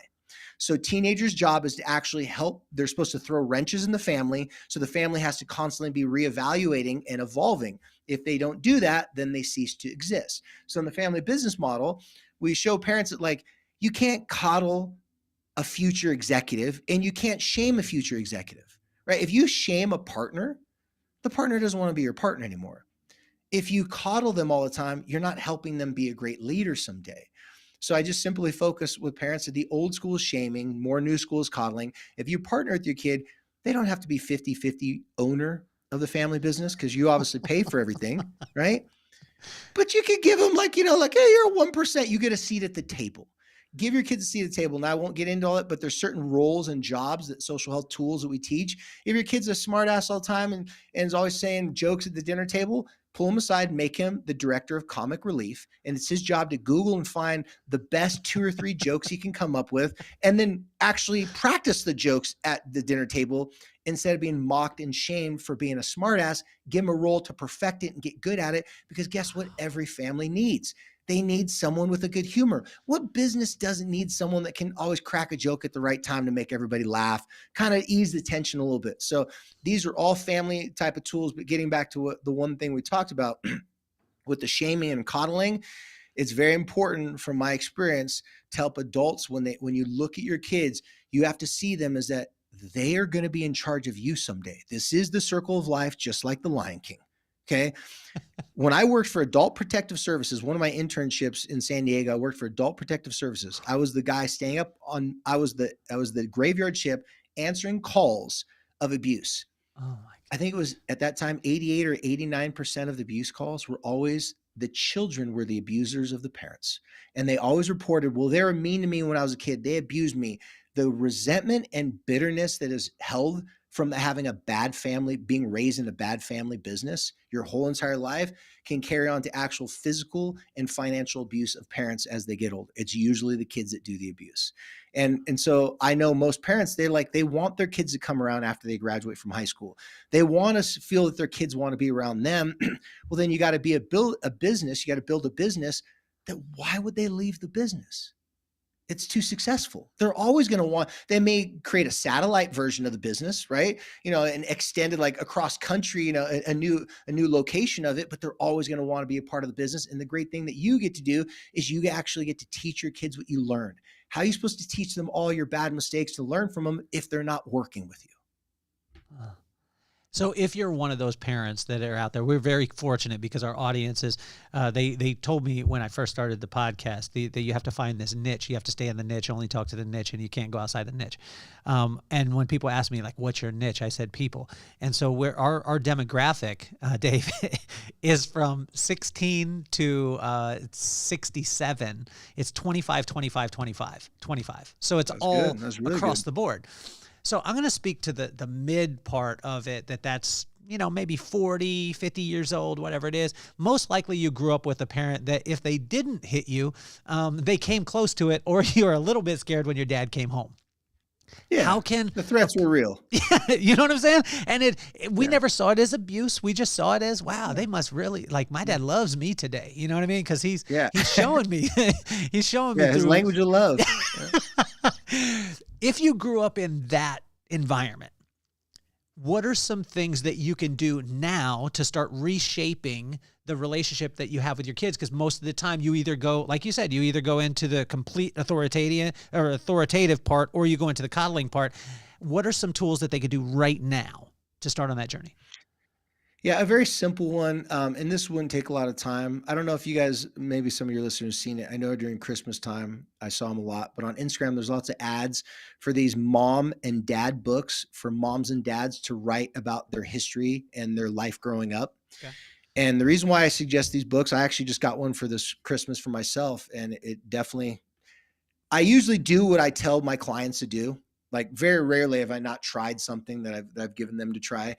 And so what I was telling people to do, and this is one simple thing, the reason being is it starts out with, it's your origin story. So most adults, as we're coaching we're parenting our kids, maybe it's with sports and we're coaching them, maybe it's with homework and we're trying to like figure out how to teach it to them. In this whole relationship, if we have a mutually beneficial partnership with our kids while we're trying to help them with sports, academics, what have you, then in this process, we're sharing with them in real time our own struggles that we are having with it, the struggles that maybe we had growing up with it. We're not sharing with, hey, this should be easy. When I was younger, it wasn't that hard. We shouldn't be using things that helps them feel as if they're incapable of doing something. We should be normalizing it as it is a difficult thing, just to validate that the stress, the struggle, the awkwardness, the uncomfortableness of whatever they're doing is real. And it's not necessarily reality. So I tell this to people a lot. I have a mom, like I had this one mom that came in to me one time. She just fell apart. Now this mom, just a little side note, her son had died of suicide years prior. So she wasn't operating off normal mom stress. Okay. Just warning.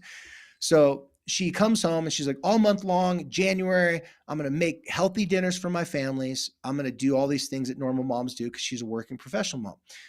2-3 weeks into it, she comes in my office. She's bawling. She's like, I'm the worst mom ever. I gave my kids Tostino's pizza rolls, Capri Suns, and no vegetables for dinner last night. And she's like, I'm a horrible mom. I mean, she wasn't mad or disappointed herself. I could tell she was entertaining some really dark thoughts. And she was angry at herself in a way that there was no lesson to be learned from this type of anger she had towards herself. And I had to interrupt her. And I said, hey, with all due respect, I said, your thoughts and your feelings, I get it. They're absolutely real. And they're not reality. And she goes, what do you mean? I go, I am not going to call Department of Child and Family Services and call you and report you for neglect. I'm a mandated reporter of child abuse and neglect. By definition, you did not do any neglect. You did not do any of those things. So you can feel and think like you're the worst mom in the world. And the reality is you're a really good mom because you actually realized that you weren't being a good mom. So if you think you're going crazy, you're very sane.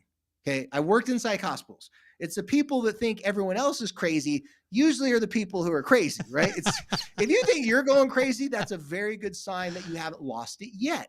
And so this mom looked at me in a very weird way. She's like, why does that make so much sense? I'm like, because it's true. Just because you feel that you're a bad mom, your kids don't hate you. You hate yourself. Your depression is because you're too hard on yourself, not because they're too hard on you.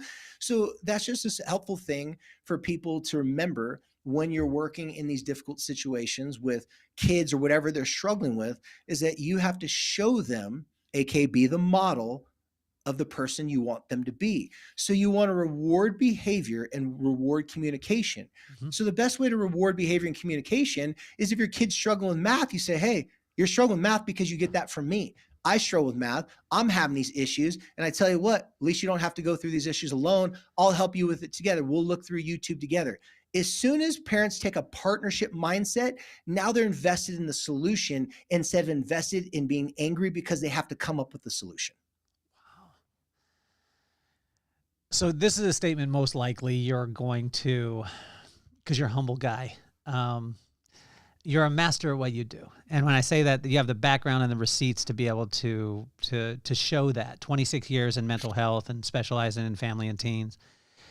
To be a master at what you do, you're constantly getting better, right? And you're constantly learning, right? So it's not that you just got to this point, you know everything, and now you're the wise old guy you don't even have a gray hair on your head. But you're not the guy sitting on the top of the mountain with the long gray beard, just spitting out wisdom to all of the people who don't know, and you're the only enlightened one. You wouldn't be a master if you were doing that.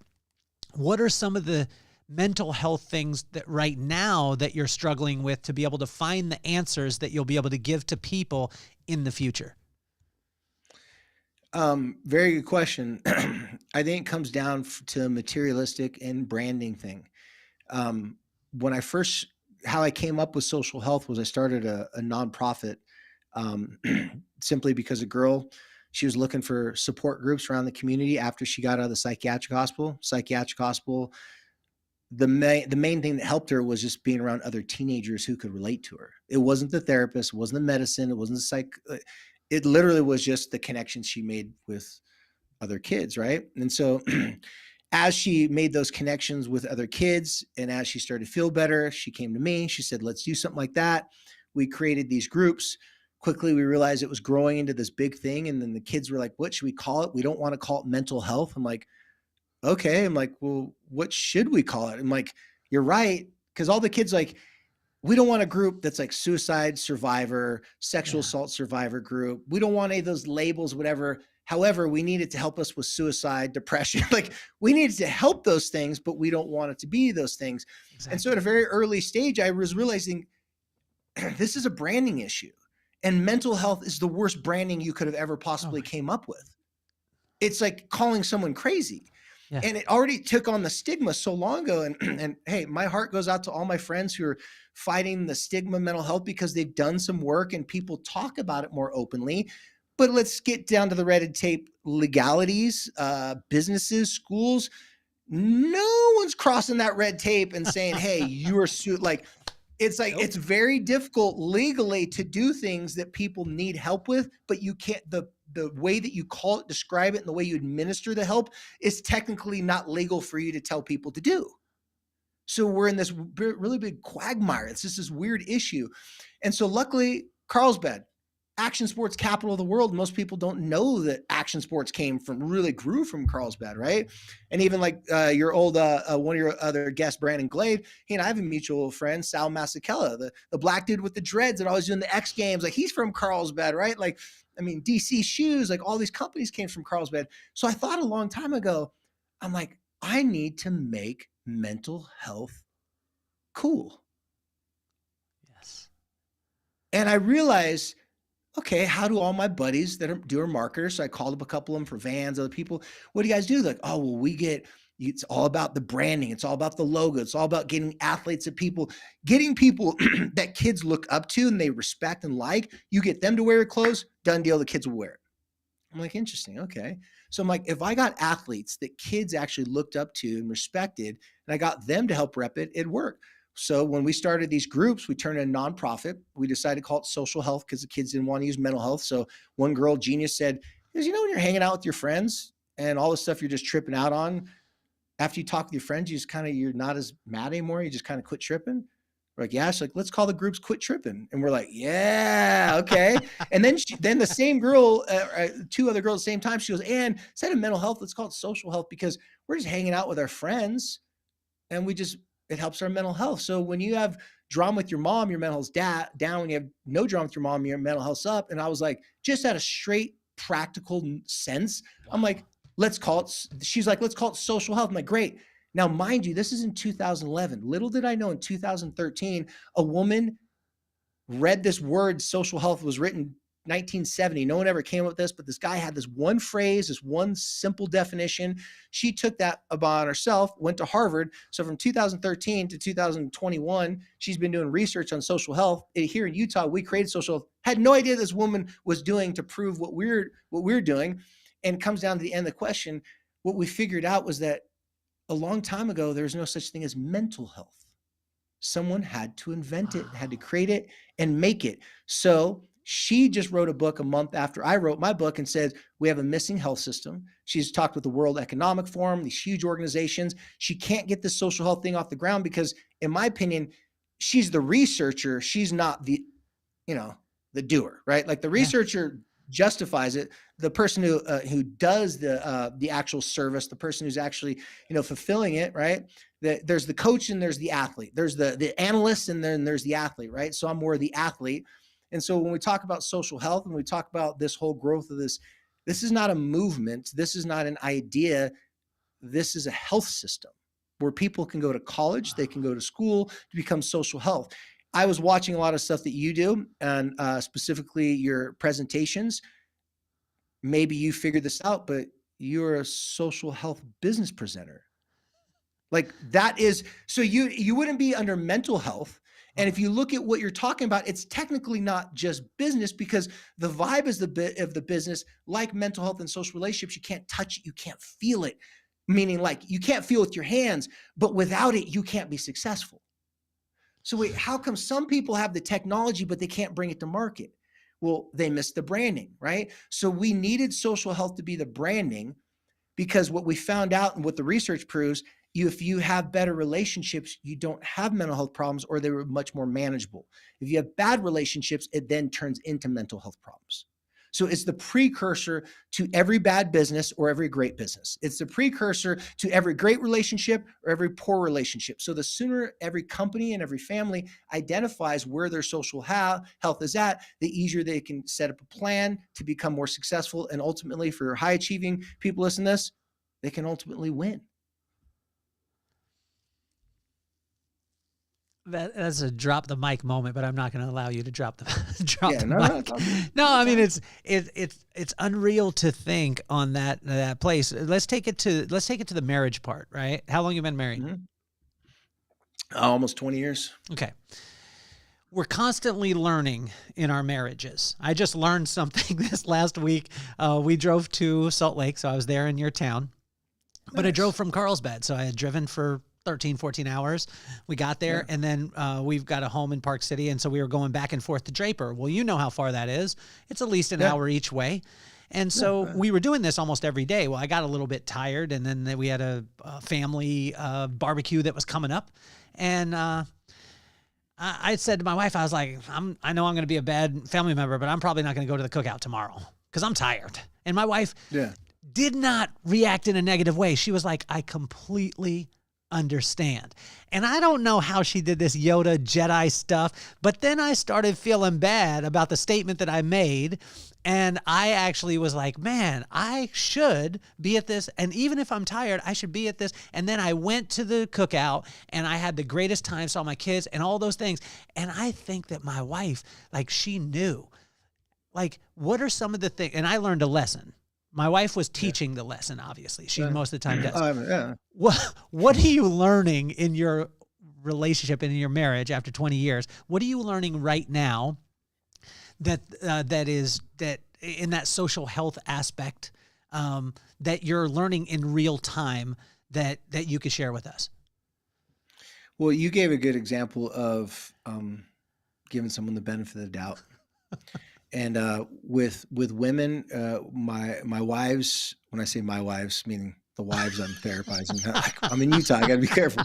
Hey, hold on. So the wives, you got to help. You got to help that out, Dave. Because my wives I work with, my husbands that I work with. Yeah, my husbands and my wives I work with. I don't own them. Okay, they don't belong to me. Right. But those people that I work with, there's a couple basic things that are just principal things that women need from their helpmate in a relationship, and principal things that men need from their women relationship. But they're not the physical needs, because we found out our social needs are greater than our physical needs, and that we proved Maslow was wrong. Like he's not right. What we learn in psychology, social needs trump the physical needs, because if you don't have a reason to live, right, to take care of other people, then people won't take care of you. You won't live long, so there won't be food and water available to you. It's a resources thing. People can gather more resources when they're in a social tribe. By yourself, you could be screwed, right? So, so getting back to the whole entire what men need and what women need, primary above all else in your social needs is to feel mentally, emotionally, financially safe and secure. That's number one. Men, luckily, it pairs well with this. Men need to feel, this is a very key statement here, worthy of admiration. See, a lot of men seek admiration, but it's a cup that can't be filled because they know they're not worthy of said admiration. And specifically when men are down sometimes and they're losing, they're not winning, and they want some sympathy from their wives. They want those attaboys from their wives. Sometimes, depending on the relationship, it may be hard to give your husband an attaboy when you told him he shouldn't do that business deal. You told him he shouldn't do this. You had bad feelings, and you tend to be right a lot, ma'am. And so the guy's like, I really want the admiration of the man. I want to feel like I'm the man. I want to feel like I'm a winner when I'm losing. And so what happens is what your wife did with you in that moment, she gave you the benefit of the doubt, and she knew that you're your own worst critic. And that if she was to harp on you at that particular moment, it would have validated your frustration that you had to go, because now your wife is guilt tripping you, or you have to go. But by her giving you the pass, by her giving you grace, and she'd be like, hey, you don't have to go. Totally. I don't blame you. I wouldn't go if I were you either. And just mic drop it and walk away, which is the best thing for anyone to do. You make the statement, mic drop, walk away. Then you are left with, she robbed you of all your annoyance and frustration, and you're left simply with your own conscience. And that's a good place to be left when we're at our age, because my conscience really, like my learned experiences, it's hard for me to pity party myself out of doing what's right when I know that no one's forcing me to do it. Right. And that was the moment you had. And so social health for couples, husbands, I've heard this from men. In fact, one of my best reels I did a long time ago, I tell a story. I won't get into it right now, but like, if you go back and watch my first reels, it's basically, I call it, you shouldn't give a guy a trophy for something he's just supposed to do. So dads will come to me. It's like, my wife, a lot of guys have unrealistic expectations. They want their wives, like, when I come home, I want the house be clean, dinner, my favorite meal to be cooked. She's wearing lingerie and all this stuff. Like, I'm, blah, blah, blah. And a lot of guys will come to me like they feel like they're like mandated that. Like that's what they're supposed to get every day because they went and worked a hard day's work and they put food on the table. And then I have to remind them, you're supposed to put food on the table. Like, do you give your kids $20 for brushing their teeth each night? No, it's just their job. Like, it's like, you don't get a reward. You don't get a trophy for working hard and putting your food on the table because that's just your job requirement. That's what you're supposed to do. It's what you do after that to be the determining factor, whether you get the admiration and whether you're worthy of said admiration. So when men feel that they're worthy of the admiration, and the women is like, okay, you screwed up today, but man, this whole week you were doing so good on everything I asked you to do. I'll give you a pass. Go play golf with your buddies. The men I worked with like, dude, this crap really works. It's like, if I just double down and try to like, what is important to her? What makes her feel mentally, emotionally safe and secure? By the way, it doesn't have to make sense to your reptilian man brain. Just what she's been trying to tell you. Hey, like my wife, I don't know why, but when she comes home, if the dishes are done and this other thing's done, she can relax. I just thought she was stupid for years. I'm like, I'm not going to do that. She should just get over it. Finally, for 1 month, I just did it every day, changed our marriage. Instead of trying to make sense of why she was doing something, I just listened to her and I did it. And then guess what she did for me? She started to give me this thing called compliments.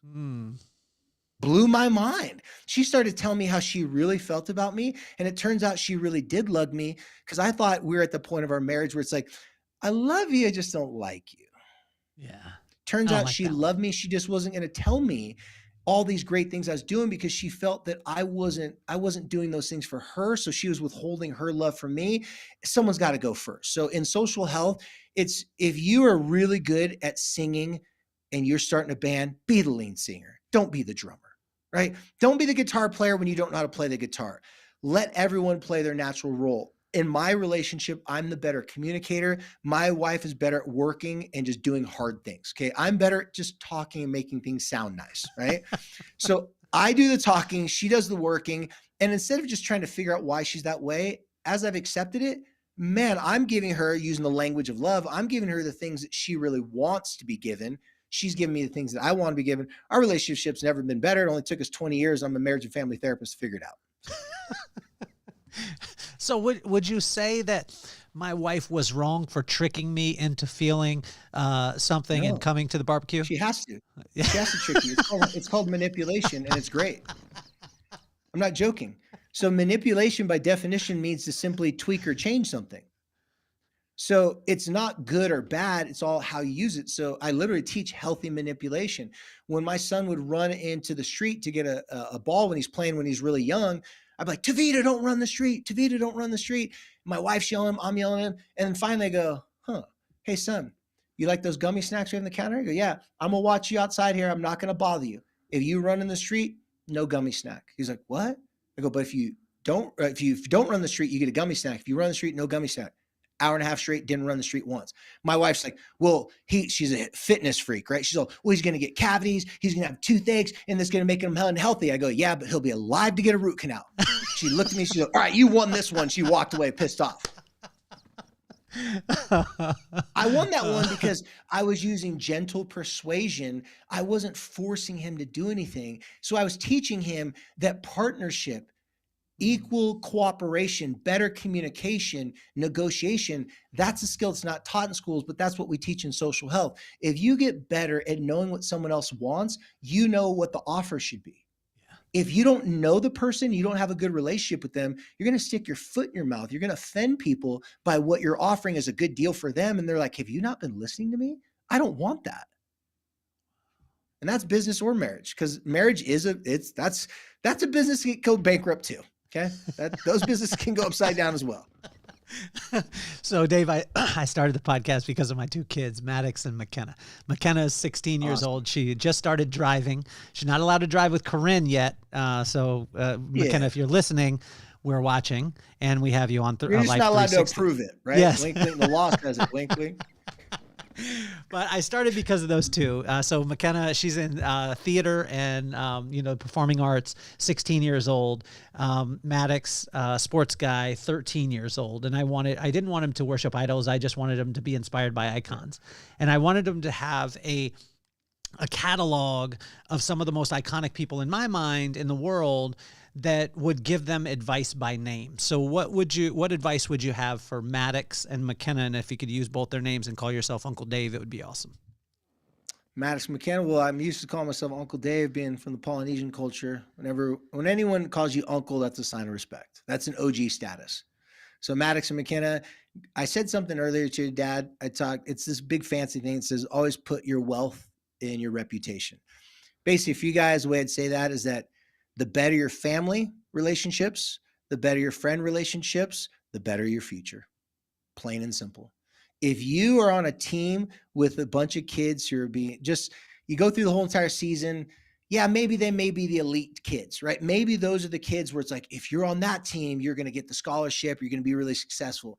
But on that team, the relationships, they don't really have mutually beneficial relationships, meaning they're not like helping each other.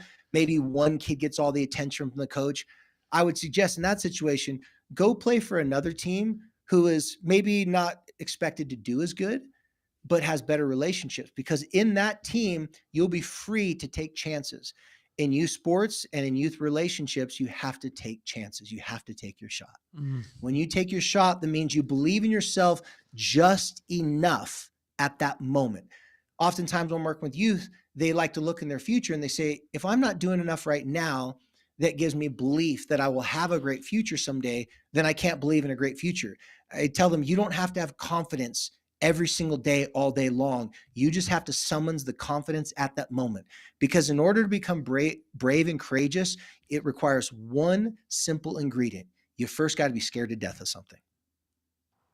If you're scared to death of something, courage and bravery will be summoned if you take your shot. For basketball, it's a literal shot. For football, it could be trying out for something. For a dance, it could be asking someone out that's a crush of yours out. You don't have to be brave and courageous all day, every day. You just got to take your shot at that moment. And then it summons courage and bravery. Failure or loss, failure is going to suck. Winning's going to be amazing. But in either one of those, you learn what shots you should take. Dave, you're absolutely phenomenal, man. We're going to have in the link for the bio, all your socials, the websites. How can a person, because there's going to be people right now, and I can already feel it with myself, like, we want to get involved. We want more Dave. Not only more Dave, but we want this social health. I mean, I don't think that there's a parent out there that doesn't need this. I don't think that there's a teenager out there that doesn't need this. I don't think there's an executive that would not benefit from utilizing social health. I don't think there's a company that wouldn't benefit from using social health. How can they get involved, and how can they get with you as soon as possible? Well, this goes back to what you asked me a little bit ago about the branding. You said, how are you going to bring this to the masses? I'm not sure how mental health became its own health system. Mm-hmm. I have a lot of details about the background, but the inner workings of it won't be the same as it is today, because that was like 60 years ago, right? Yeah. So what it's going to take, I believe, in today's world is just a regular, good old-fashioned grassroots, parents listening to things. Everything I've done has been completely organic. I don't promote speaking engagements or anything. I got my TED Talk literally by accident. Didn't even really mean to get a TED Talk. So it was all through relationships. So to answer your question, every single person listens to podcasts. If you want to go check out my book, it tells the whole entire story from start to finish about what we touched upon. And that kind of opens up people's minds to see that this really does need to be a health system. It really does need to be something that we're taught in school. It should be math, English, science, relationship building, social health. Because last time I checked, ChatGPT can do all that other crap for us. Yeah. Like, I don't remember anything from high school from an academic perspective, but I remember the experiences and the relationships, both good and bad. Same thing with business too, right? Sometimes you win, sometimes you lose. So it's going to take people putting this out there. So if you want to listen to the book, great. Listen to my podcast. Like Kelly said, I mean, I've been fortunate enough to have parents listening to it. We've had millions. I know we're like 7 or 8 million downloads by now. So we've been doing good with all this stuff, and we've literally never promoted anything. I just want to see if it could grow on its own. So this next step would be, everyone listening to this, share with your friends, whatever reels Kelly cuts up. I know he's going to make me look even smarter and better. So take those reels, share them with people. And the Social Health Initiative, it's our new page. So follow Social Health Initiative. We just started talking about 4 weeks ago about social health is growing it, because we needed this woman from the Harvard's, we should probably put a link into her book too as well. Okay. The Art and Science of Connection is the name of her book. Yeah. But we just basically needed some sort of background credibility to make it a real thing, because it's not a movement, it's a health system. So everybody just follow the links you have on there, ask questions. But the branding stuff, I'm actually, to be totally honest, Kelly, I'm just trying to figure out still how to get this message out to the masses, because I don't want to sell it to people. Of course. Like, it's like everybody needs to buy a car, but no one wants to feel like they're being sold a car. And with on social media, so many people are trying to sell the new trendy thing, but I don't want this to be a trendy thing, because it's an actual living, breathing thing. So yeah, follow us up. And Kelly, if you got any ideas, if your listeners got any ideas, give us ideas. We're open to anything. Right now, we're just telling social health stories through our website or through our Instagram and website, and trying to get some documentary stuff out there about social health. Well, I think it's absolutely amazing. I'm going to call a shot. I don't know. Are you going to be in town in April 12th? Absolutely. Okay, Yeah. so I want to call the shot too. Is if you're listening to this or you're watching, number one, thank you. Share it with your friends, because that's a cool thing to do. But number two, we have the Vibe Experience, which is coming April 12th. Dave is going to be there, so you're going to be able to meet him live and in person. And I'm telling you, he's probably more. I hope you're not better looking in person than you are on camera, because that's going to make me look really bad, Dave. Hey man, well, trust me, if you saw my wife, I'm like just working out so she won't leave me someday. Trust me. Out kicking the coverage, baby. That's what we Exactly. do. That's all I'm trying to do. That's Exactly. what we Stay do, lucky. man. But it would be amazing. You can meet him there, and it's going to be a live experience. It's going to be phenomenal. But Dave, it has been my absolute pleasure. I know you got some things to do. If you could stick around for just a second while we run a commercial, just a second, that would be awesome. If you're not a part of the Vibe Experience yet, also check our Substack. Our Substack is handwritten notes of wisdom and encouragement, which we've been having so much fun with. If you can become a founder there, then you could come to the Vibe Room complimentary. It's a part of your founder membership. But I'm telling you, if every one of you could share this podcast with somebody who has a child, who was a child, who has a wife, who has a husband, anywhere, because I believe that Dave's information is so very important to all of us. Dave, it has been my absolute pleasure to have you here. It's taken like a year and a half to be able to get you, because you're the man. Hey, that's my fault. No, that's my fault. That's my fault. Hey, so. this is worth its weight in gold, my man. And I just want to tell you, thank you so much. And you're officially off the hot seat. Peace, love, and soul. Thanks for.